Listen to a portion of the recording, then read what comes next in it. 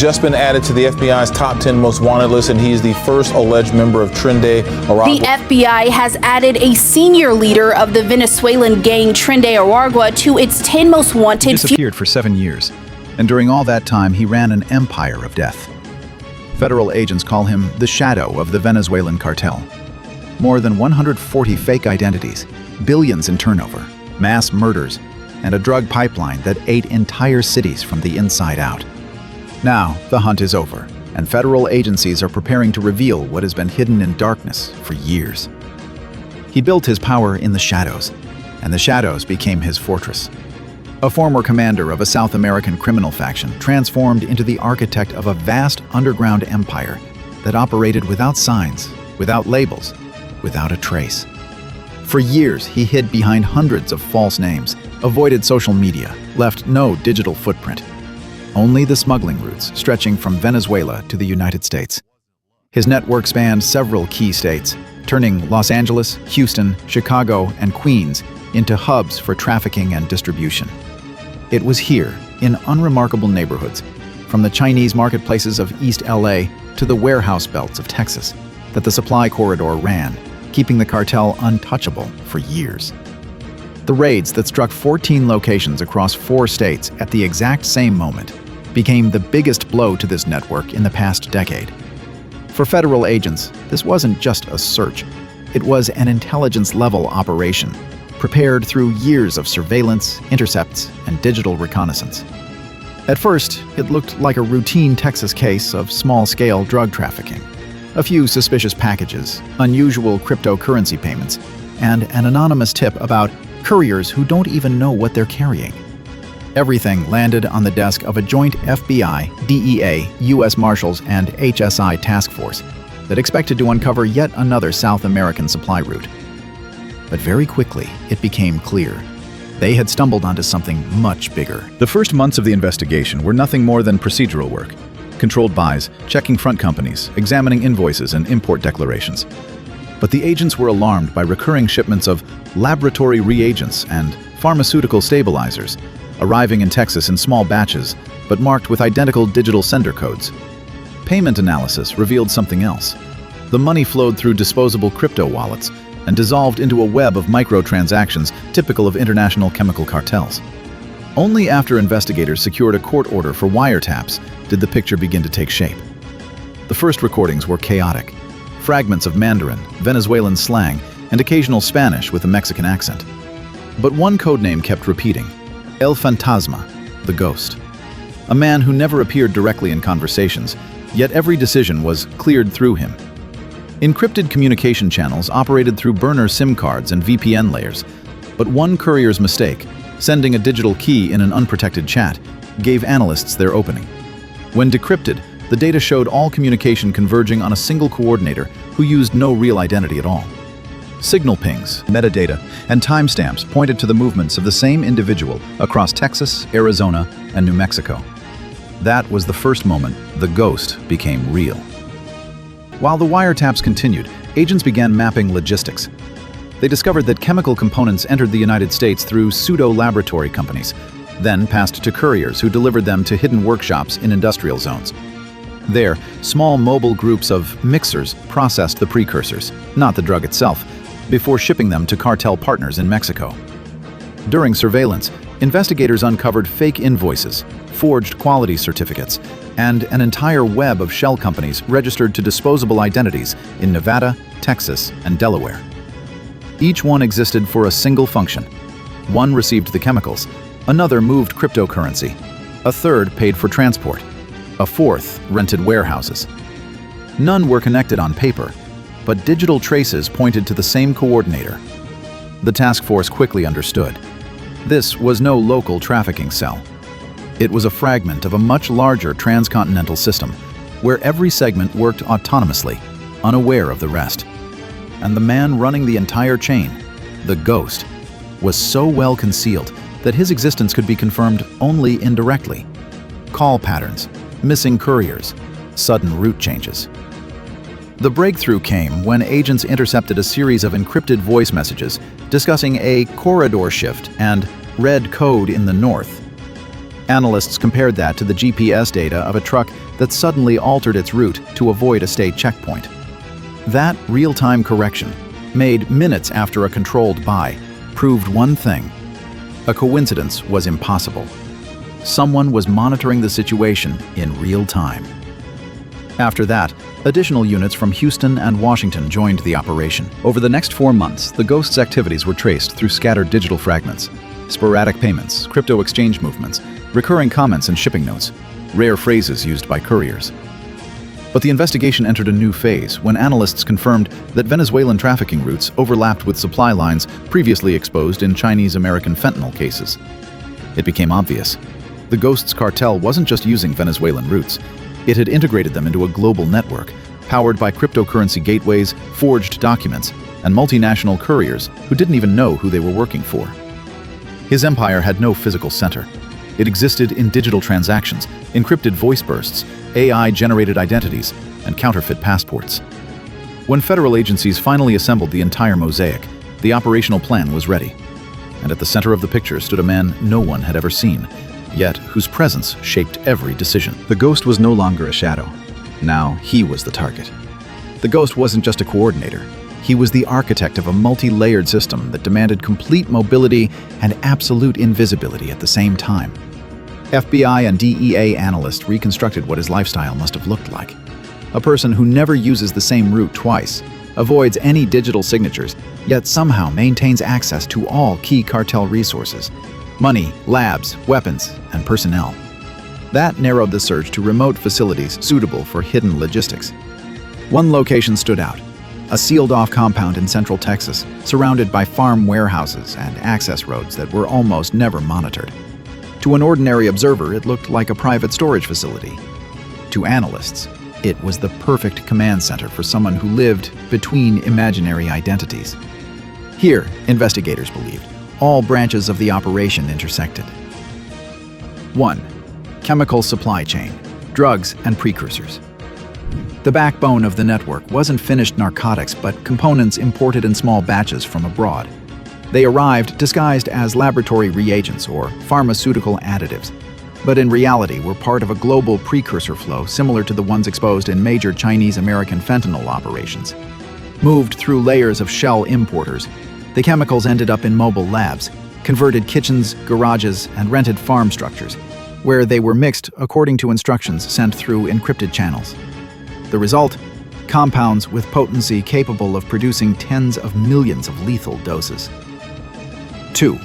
Weapons pipeline and operational security. HSI and U.S. Marshals found that several warehouses were protected by armed groups hired through intermediaries. These guards operated like mercenaries seen in international cartel networks. Short-term contracts, crypto payments, and a complete absence of official documents. In the Houston sector, similar crews had already been identified during shootouts near fentanyl pill warehouses. 3. Human hiding sites and labor exploitation. The Ghost system wasn't limited to narcotics. Following the Chinese transnational model, agents found evidence of illegal workers being moved, detained in warehouse complexes, stripped of documents, and used as disposable labor for packaging, transport, and lab work. These shelter locations provided both workforce and an invisible personnel reserve. Workers couldn't escape, couldn't go to the police, and never knew who their real bosses were. Command was issued through disposable voice messages and coded phrases. 5. Financing and crypto mechanics. The financial core was a cryptocurrency infrastructure, similar to the ones uncovered in U.S. cases against Chinese chemical cartels. Dozens of microtransactions broken into small sums, routed through private wallets, then converted into yuan, pesos, or dollars via shadow exchanges. FBI financial analysts described it as a self-contained economy, a cycle where everything, from purchasing precursors to paying guards and mixers, existed entirely outside the banking system. Similar patterns had previously been documented during raids in Los Angeles. The Ghost effectively fused a classical cartel hierarchy with a labor-slavery model common in Asian American illicit networks. 7. Technological smuggling. The most dangerous layer of the operation involved smuggling high-tech components, chips, drone parts, microcircuits, previously identified in national security investigations. Such components had also appeared in paperwork seized during raids on Chinese illegal hubs in the U.S., confirming that the narcotics pipeline had merged with a technological contraband channel. The turning point in the analytical phase came from a cartel courier captured while attempting to move a batch of precursors into Arizona. Realizing he was facing a life sentence, he agreed to cooperate. He described the ghost's behavior, his movement patterns, his habits, and even revealed an archived photograph hidden inside an encrypted phone. The image was cross-checked with federal databases, and for the first time in 7 years, agents finally had a face for the man who had ruled an empire from the shadows. What followed was weeks of preparation. Coordination between federal agencies, Texas Rangers, county police, and HSI turned into daily briefings. Analysts broke the entire structure down into layers: routes, warehouses, mixing points, courier lodging sites, and fake agricultural properties.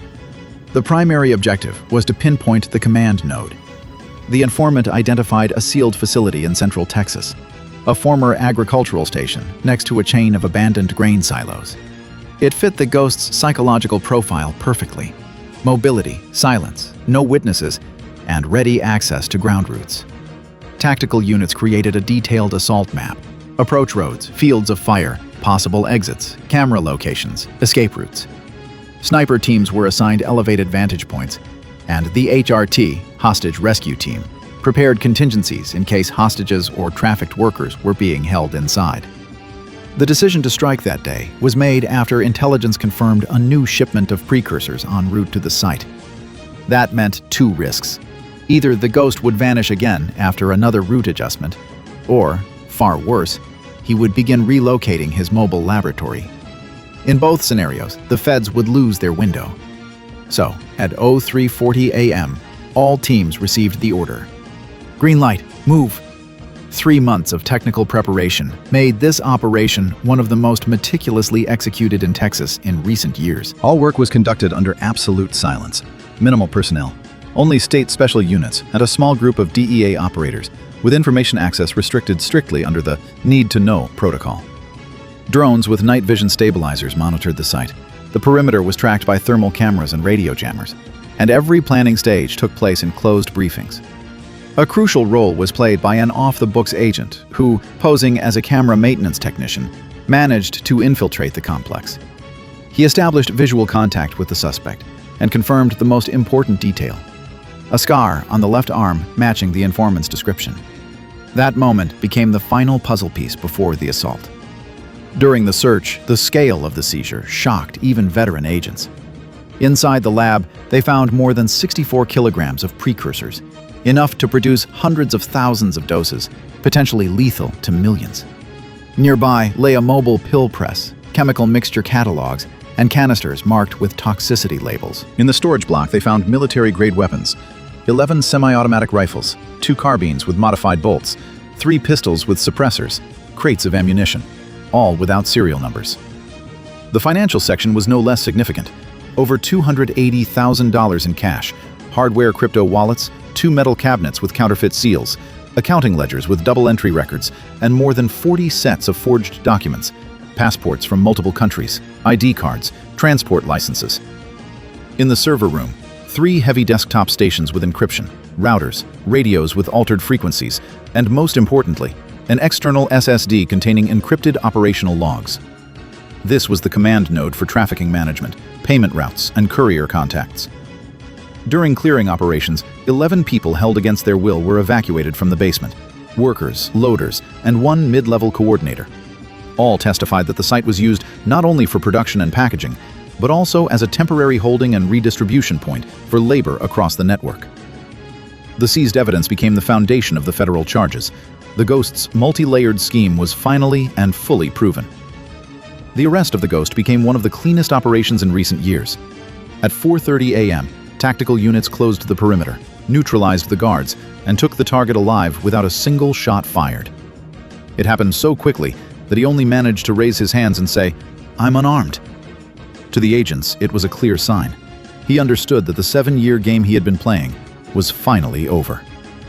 During the search, agents seized financial ledgers, encrypted correspondence, and internal cartel instructions detailing the organization's hierarchy, routes, and expansion plans. Investigators believe these documents will trigger a new wave of arrests across several states. One analyst emphasized, "We didn't just take the coordinator, we severed the spine of the network." The suspect is now being held at a federal detention facility in Houston. He has been charged with international drug trafficking, money laundering, forming a criminal organization, involvement in contract killings, and running a transnational human trafficking scheme. Legal experts say the outcome is predictable: life imprisonment with no possibility of appeal. Chaos has already begun within the Venezuelan wing of the cartel. Without central command, the factions are fracturing, fighting for control over the remaining routes. Meanwhile, the U.S. has frozen more than $300 million in assets tied to his financial channels. Agents agree. This operation was uniquely dangerous because it combined mobility, digital anonymity, and international supply routes. The system survived for so long precisely because it had no permanent center. The cartel existed as a network living in the cloud. It was exposed only through a combination of factors: wiretaps, crypto analysis, supply chain monitoring, and courier mistakes. One U.S. Marshals officer added, "In previous operations, we destroyed the branches. This time, we destroyed the machine itself." The operation put an end to the story of a man who hid behind hundreds of identities, but ultimately lost to the one thing he always underestimated: the methodical work of federal agents. Today, the ghost sits in complete isolation. No communication, no access to the outside world. His case has already become a training model for law enforcement agencies, proof that even a global shadow structure can be dismantled right on Texas soil. But the agents warn, this is just one link. The network fell, but the war didn't.